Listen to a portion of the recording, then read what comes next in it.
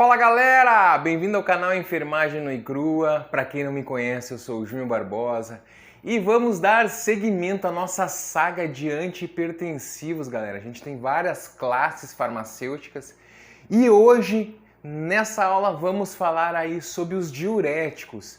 É uma classe farmacêutica aí, tá? Antihipertensivo, tá? E antes de nós começarmos a falar sobre os diuréticos, vamos tentar entender o que acontece na anatomia ali da parte renal, tá? Então, galera, assista esse vídeo até o final e descubra onde é que funciona, onde é que age aí os diuréticos e por que o furosemida ele é muito potente, por que existem poupadores de potássio. Tem uma coisa muito legal aí para vocês nessa aula. Antes de começarmos, peço para que se inscreva no canal, comente, compartilhe, deixe um joinha, ative o sininho para quando receber aí, quando eu estiver fazendo novos vídeos, você receber aí em primeira mão. Certo, moçada? Então, bora lá pro vídeo. Então, moçada, é o seguinte, aqui eu desenho um rim, tá? Aqui é um rim. Lembrando que a gente tem dois rins, tá? O rim é do tamanho aí de uma mão fechada, certo? É em torno de 11 centímetros por 5 de largura e espessura em torno de 2,5, 3, tá? E o rim, gente, ele faz então aí a transformação aí dos resíduos metabólicos aí em diurese, em urina, tá? Nós temos em torno de 2 milhões de néfrons dentro de um rim, tá? O néfron, então, ele é a parte aí funcional do rim, tá? E dentro do néfron, então, nós temos aqui disposto esse sistema aqui, tá? Então, vamos conhecer um néfron, vamos conhecer aí essa parte do néfron aqui. O néfron, ele é composto aqui, ó, por uma parte do glomérulo, tá? Que é um amaranhado ali de capilares, tá? Envolta pela cápsula de Bowman. Tá? A cápsula de Bowman envolve então esses glomérulos e aqui ocorre então a parte inicial aí de todo o filtrado aí na parte renal. Logo em seguida nós temos um túbulo proximal, tá? Ele é um túbulo contorcido proximal. Ele desce, temos aqui embaixo a parte descendente da alça de Henle e a parte ascendente da alça de Henle. Tá? E aqui mais na parte superior temos a parte do túbulo contorcido distal e descendo um pouco mais temos o ducto coletor, tá? Basicamente essa parte funcional aí do néfron. E o que acontece? Os diuréticos eles agem nesse sistema aqui, tá? Na parte funcional então do rim aí. Vamos entender então como funciona. Então, galera, basicamente ocorre a filtração aqui no glomérulo, tá? Na cápsula de Bowman. No túbulo proximal ocorre praticamente quase toda a filtragem aqui do sangue, tá? E ele começa a descer essa filtragem e aqui nas regiões da alça de Henle, túbulo distal, tá? Ocorre o quê? O processo de reabsorção, então. Ele aqui faz a filtragem, certo? Só restringe ali moléculas grandes, proteínas, enfim, e o demais de íons e tal começa a ser reabsorvido no decorrer da passagem, então, aqui dos líquidos, tá? O que a gente tem que entender, gente? Que o sódio, ele tem uma ligação muito forte com a água. Então, uma molécula de sódio requer moléculas de água, faz uma ligação, certo? Então, em alguns momentos, o sistema renina, angiotensina, aldosterona, o que ele faz? Ele faz ali processos que acabam absorvendo água e sódio. Esse sódio se deposita no sistema, nos tecidos, né? E acaba absorvendo líquidos, tá? Os líquidos começam a aumentar, aumentando a volemia e aumentando uma pressão, aumentando o débito cardíaco, tá? O que acontece? Aqui na parte da alça de Henle, como eu falei, os líquidos são filtrados e aqui começa a ocorrer as reabsorções. Então aqui na alça de Henle, ocorre a reabsorção, certo, ali, de sódio e potássio, certo? Aqui em torno de 25% dessa reabsorção ocorre aqui na alça de Henry.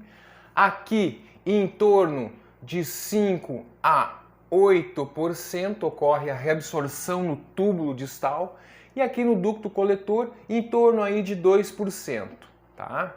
Dessa reabsorção. Então ele foi filtrado aqui, os íons descem e aqui nessa região começa a ocorrer as reabsorções, tá? 25% aqui, de 5 a 8% aqui no túbulo distal e no ducto coletor em torno de 2%.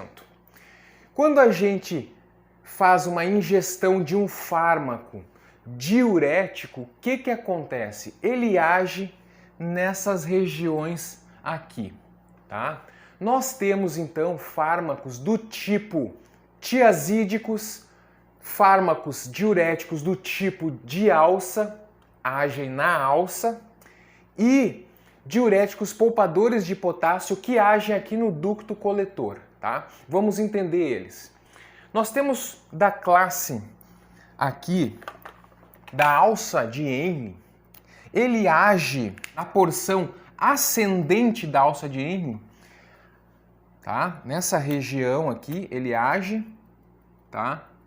E é chamado então os diuréticos de alça. Então aqui ó, os diuréticos de alça, certo? O mais conhecido deles é qual? Furosemida, tá? Ele age aqui na alça. Então o que acontece?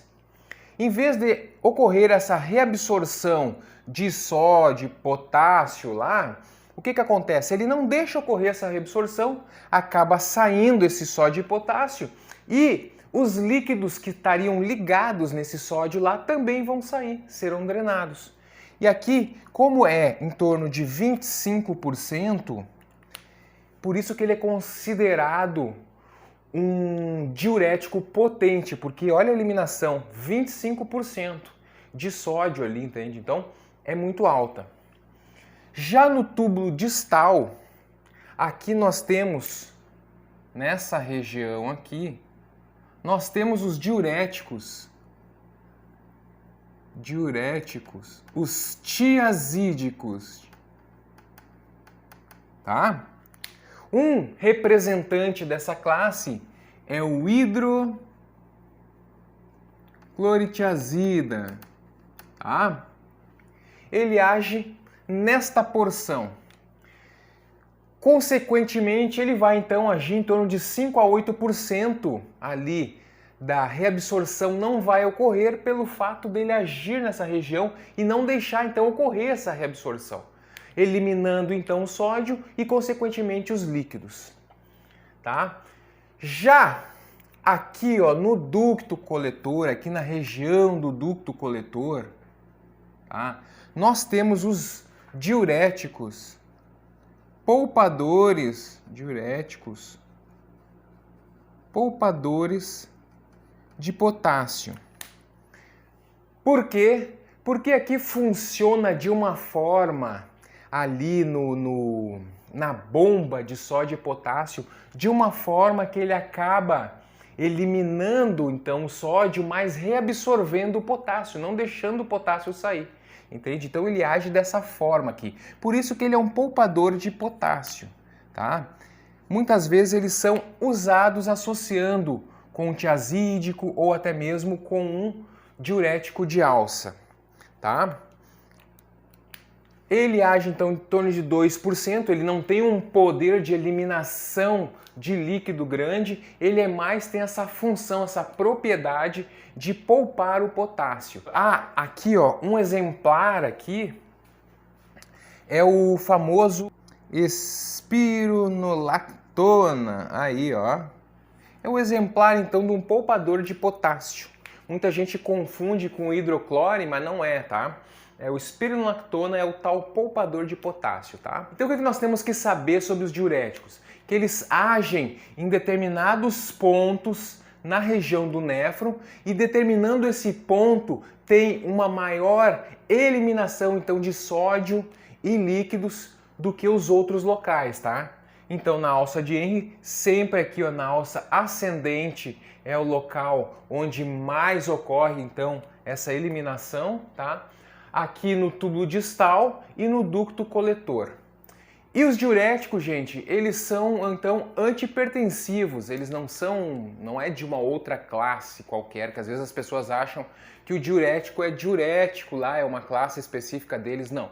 Diurético faz parte da família, então, dos antihipertensivos e é um dos mais utilizados, tá? Ele é muito associado com outros antihipertensivos, como os bloqueadores dos canais de cálcio, como os inibidores da enzima conversora de angiotensina, enfim, tem bastante associações com diuréticos. Certo, galera? Espero ter ajudado. Se você gostou do vídeo, compartilhe, comente, dê um joinha aí e se inscreva no nosso canal, que sempre tem coisa legal. Até um próximo vídeo, galera. Os